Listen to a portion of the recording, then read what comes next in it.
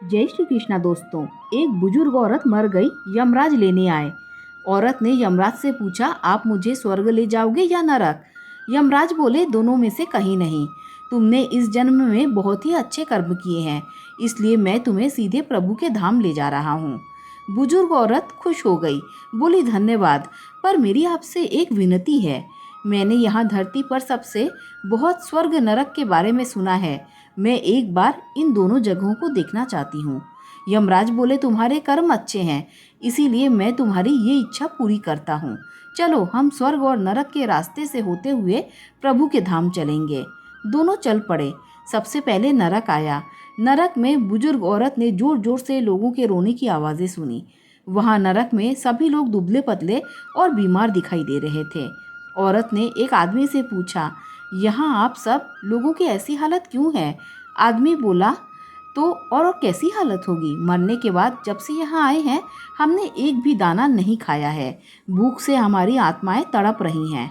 बुजुर्ग औरत की नज़र एक विशाल पतीले पर पड़ी, जो कि लोगों के कद से काफ़ी करीब 300 फुट ऊंचा होगा। उस पतीले के ऊपर एक विशाल चम्मच लटका हुआ था। उस पतीले में से बहुत ही खुशबूदार शानदार खुशबू आ रही थी। बुजुर्ग औरत ने उस आदमी से पूछा, इस पतीले में क्या है? आदमी मायूस होकर बोला, ये पतीला बहुत ही स्वादिष्ट खीर से हर समय भरा रहता है। बुजुर्ग औरत ने हैरानी से पूछा, इसमें खीर है? तो आप लोग पेट भर के ये खीर खाते क्यों नहीं? भूख से क्यों तड़प रहे हैं? आदमी रो रो कर बोलने लगा, कैसे खाएं? ये पतीला 300 फीट ऊंचा है। हम में से कोई भी उस पतीले तक नहीं पहुंच पाता। बुजुर्ग औरत को उन पर तरस आ गया। सोचने लगी, बेचारे खीर का पतीला होते हुए भी भूख से बेहाल हैं। शायद ईश्वर ने इन्हें ये दंड दिया होगा। यमराज बुजुर्ग औरत से बोले, चलो, हमें देर हो रही है। दोनों चल पड़े। कुछ दूर चलने पर स्वर्ग आया। वहाँ पर बुजुर्ग औरत को सबके हंसने खिलखिलाने की आवाज़ सुनाई दी। सब लोग बहुत खुश दिखाई दे रहे थे। उनको खुश देखकर बुजुर्ग औरत भी बहुत खुश हो गई। पर वहाँ स्वर्ग में भी बुजुर्ग औरत की नज़र वैसे ही 300 फुट ऊंचे पतीले पर पड़ी जैसा नरक में था। उसके ऊपर भी वैसा ही एक चम्मच लटका हुआ था। बुजुर्ग औरत ने वहाँ लोगों से पूछा, इस पतीले में क्या है?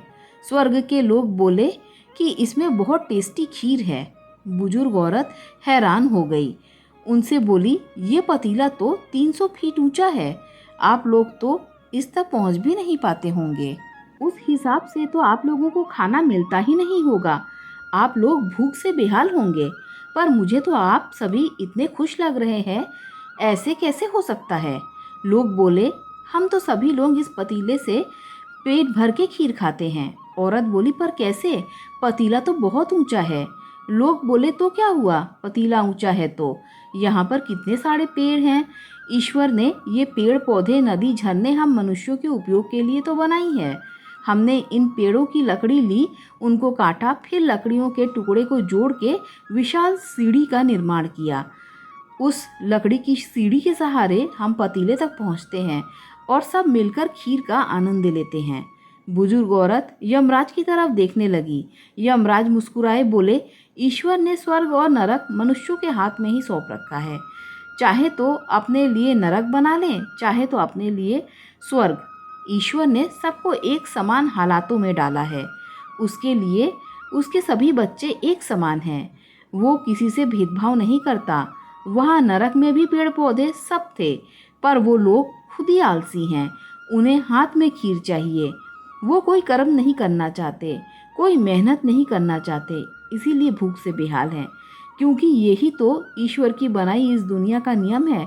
जो कर्म करेगा, मेहनत करेगा, उसको मीठा फल खाने को मिलेगा। दोस्तों, वीडियो अच्छी लगी हो तो लाइक शेयर सब्सक्राइब कीजिए। Thank you.